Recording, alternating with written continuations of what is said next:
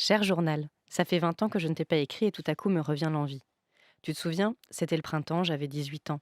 Cet âge incroyable où tout nous est promis et rien ne me semblait impossible.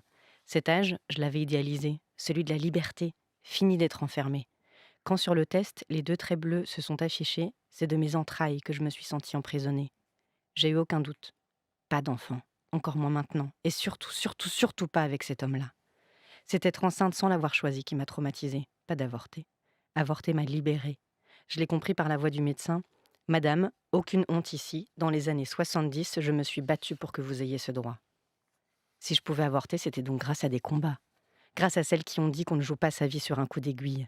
Celles qui ont parlé, qui ont manifesté, qui ont plaidé, qui ont pétitionné, qui ont pris des risques au perchoir, qui se sont fait insulter.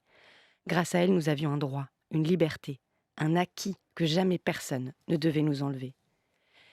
Ce qui me sidère aujourd'hui, c'est de voir à quel point, en matière de droits des femmes, il n'y a pas de sens à l'histoire.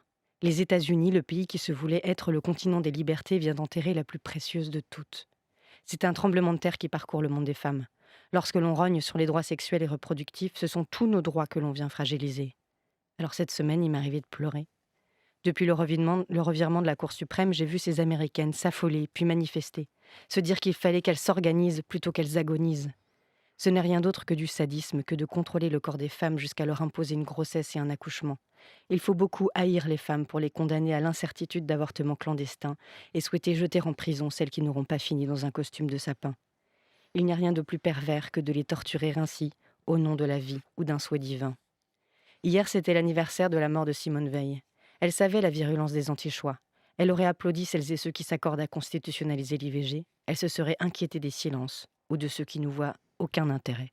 Quand la maison brûle, il est déjà trop tard pour penser à l'assurer. Cher auditeur, pendant une année, j'ai essayé de vous faire penser avec votre cœur. Le féminisme, ce ne sont pas que des idées. Derrière chacun de nos combats, il y a des réalités.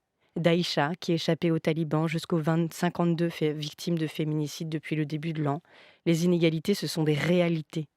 Face à cela, à travers le monde, des femmes se lèvent et se battent avec un rêve immense et pourtant si simple, faire que nos filles grandissent dans un monde plus libre que nous l'avons trouvé. Si nous savons que rien n'est jamais gagné, on aura toujours tort de ne pas avoir essayé.